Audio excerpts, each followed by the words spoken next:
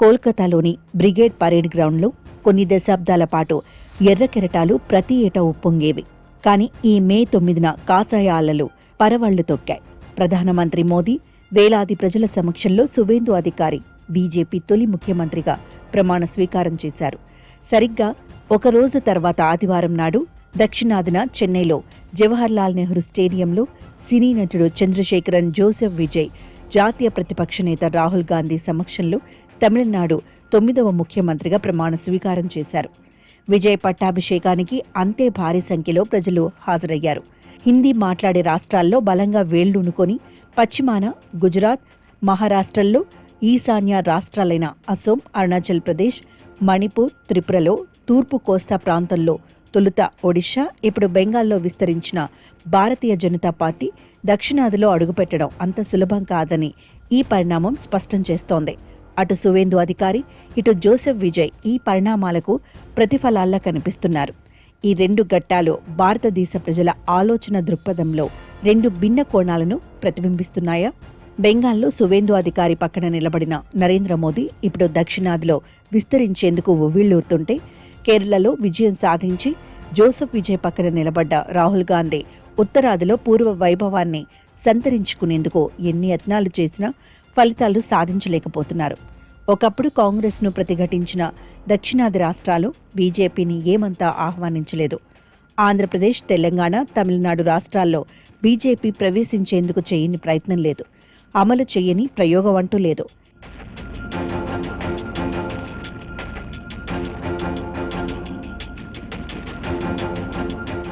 ఏపీలో తెలుగుదేశం ఆధిపత్యాన్ని అంగీకరించిన బీజేపీ కర్ణాటకలో ఉన్న అధికారాన్ని కోల్పోయి మళ్లీ పట్టు కోసం నానా యత్నాలు చేస్తోంది.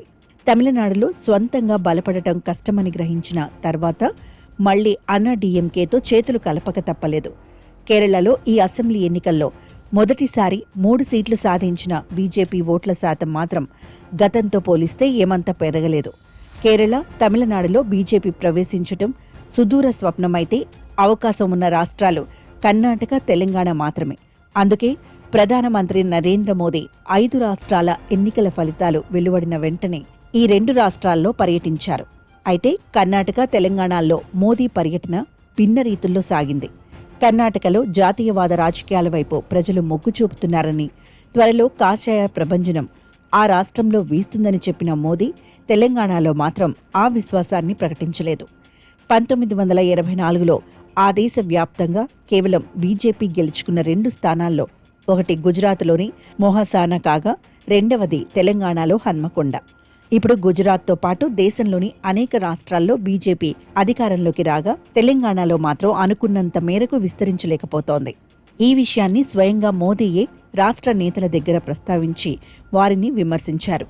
బండి సంజయ్ అధ్యక్షుడిగా ఉన్నప్పుడు బీజేపీ క్యాడర్లో కొంత ఊపు వచ్చింది. కానీ ఆ తర్వాత ఆ ఉత్సాహం క్రమంగా నీరు కారిపోయింది. సంఘ్ పరివార్ సంస్థలైతే హిందుత్వ దిశగా ప్రజల్ని మళ్లించగలవు, కానీ రాజకీయంగా ప్రజల్లో కదలిక తేవాల్సింది బీజేపీ నేతలే. మోదీ తాజా పర్యటనలో బీజేపీ నేతలకు బహిరంగంగా ఎలాంటి దిశానిర్దేశం చేయలేదు. ఉత్తరాది, బెంగాల్లో అవలంబించిన పద్ధతులు దక్షిణాదిన పనిచేయవని ఆయనకు తెలుసు. అయితే తెలంగాణకు సంబంధించి మోదీ వద్ద ఏదో వ్యూహమే ఉన్నట్లు ఆయన మాటలు, సమావేశాలు అనుమానాలు కలిగిస్తున్నాయి. అదేమిటో కాలమే చెబుతుంది.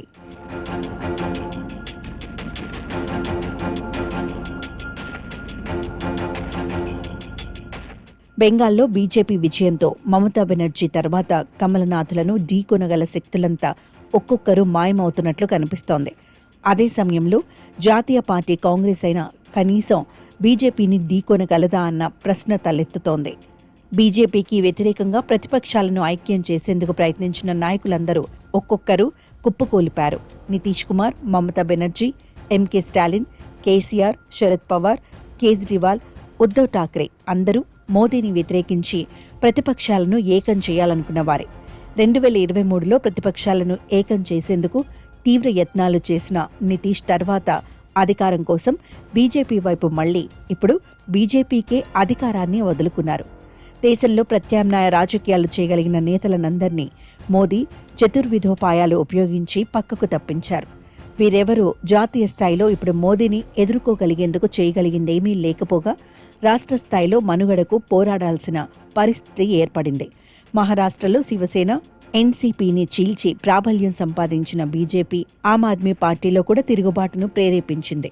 తమిళనాడులో కొత్త శక్తి ఆవిర్భవించినప్పటికీ లోక్సభ ఎన్నికలు జరిగే వరకు ఈ శక్తి తన బలం ఎంత మేరకు పుంజుకుంటుందో ఇప్పుడే చెప్పలేం.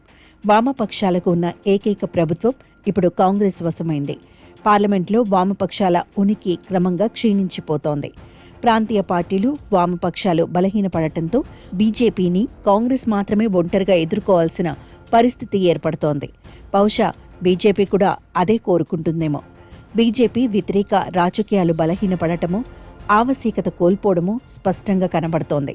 అది నాయకత్వ స్థాయిలోనూ సైద్ధాంతిక స్థాయిలోనూ ప్రస్ఫుటిస్తోంది. దానివల్ల దక్షిణాదిలో కూడా బీజేపీతో చేతులు కలిపేందుకు, దాని రాజకీయ సిద్ధాంతాన్ని ఆమోదించేందుకు పార్టీలు ఏమాత్రం వెనుకాడటం లేదు. బీజేపీ వ్యతిరేకత సోషల్ మీడియా కాగితపు పులులకు మించి జనంలోకి వ్యాపించేందుకు ఎంత సమయం పడుతుందో చెప్పలేము.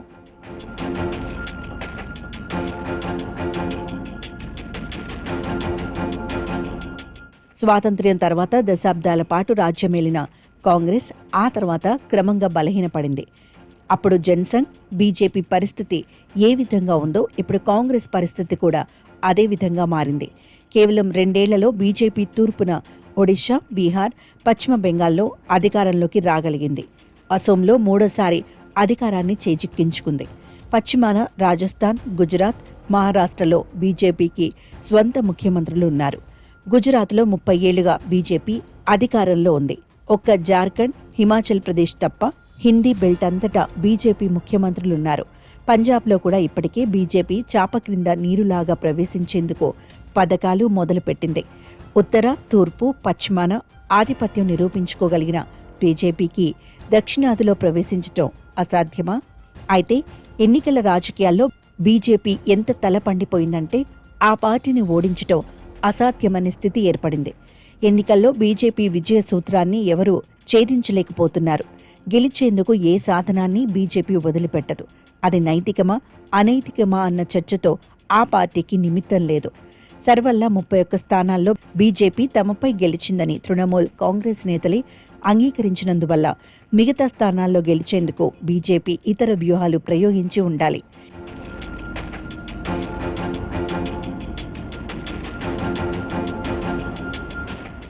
ఏ పార్టీకైనా ఎల్లకాలము శిఖర స్థాయిలో ఉండటం సాధ్యం కాదు. బీజేపీ ఆ స్థాయి కోల్పోవాలంటే తన పతనానికి తానే కారణం కావాలి. ఆ పార్టీని గద్దెదించగల ప్రత్యామ్నాయ రాజకీయ శక్తి ఆవిర్భవించాలి. ప్రజలు అడుగడుగున వ్యతిరేకించగల పరిస్థితులు రావాలి. ఈ 3 సమీప భవిష్యత్తులో జరిగే అవకాశాలు కనబడటం లేదు. సాధారణంగా ప్రభుత్వ పాలన పట్ల కనపడే వ్యతిరేకతను కూడా బీజేపీ అధిగమించింది. ప్రభుత్వ వ్యతిరేకతను తటస్థం చేయటంలో బీజేపీ నేతలు దిట్టలు. అసోంలో 2 సార్లు అధికారంలో ఉన్న తర్వాత కూడా కాంగ్రెస్ బీజేపీని ఓడించకపోగా ముఖ్యమంత్రి పదవికి అభ్యర్థి 3 సార్లు ఎంపీ అయిన గౌరవ్ గొగోయ్ కూడా 23,000 ఓట్ల తేడాతో ఓడిపోయారంటే ఏమనాలి? 2029లో సార్వత్రిక ఎన్నికలు జరిగేలోపు బీజేపీని ఓడించగల సత్తాను ప్రతిపక్షాలు ఎంత మేరకు సాధించగలుగుతాయో చెప్పలేం. కేరళలో వామపక్షాలను ఓడించి, బెంగాల్లో వామపక్షాలతో తృణమూల్ను దెబ్బతీసేందుకు ప్రయత్నించిన కాంగ్రెస్తో జాతీయ స్థాయిలో ఎన్ని పార్టీలు కలిసి వస్తాయో చెప్పలేం. అన్ని పార్టీలు మళ్లీ చేతులు కలిపినా బీజేపీని ఓడించగల సైద్ధాంతిక భూమిక, నాయకత్వాన్ని అవి ఏర్పరచుకోవడం సులభం కాదు. జయప్రకాష్ నారాయణ్, వీపీ సింగ్ వంటి నాయకులు అవతరించే అవకాశం లేదు. నిజానికి దేశంలో అనేక ప్రాంతీయ పార్టీలు సాధించిన ఓట్లన్నీ ఒకప్పుడు కాంగ్రెస్వే. ఈ ప్రాంతీయ పార్టీలు బలహీనపడితే కాంగ్రెస్ మళ్లీ ఆ ఓట్లను సాధించుకోగలగాలి. కానీ కాంగ్రెస్ ఆ శక్తిని సంపాదించుకోలేకపోతోంది. హిందుత్వ రాజకీయాల విషయంలో బీజేపీకి పోటీ లేదు. సంస్థాగత నిర్మాణం విషయంలో కాంగ్రెస్ బీజేపీతో పోటీ పడలేకపోతోంది. బీజేపీతో ముఖాముఖి పోటీలో నెగ్గగలమన్న విశ్వాసాన్ని కాంగ్రెస్ కల్పించలేకపోతోంది. వచ్చే 2 ఏళ్లలో ఉత్తరప్రదేశ్, మధ్యప్రదేశ్, రాజస్థాన్, కర్ణాటక, తెలంగాణ తదితర రాష్ట్రాల్లో జరిగే ఎన్నికలు ఏ సందేశాన్నిస్తాయి? కర్ణాటక, తెలంగాణ రాష్ట్రాలు తమిళనాడులాగా తమ ప్రత్యేకత నిలబెట్టుకోగలవా? వేచి చూడాల్సిందే.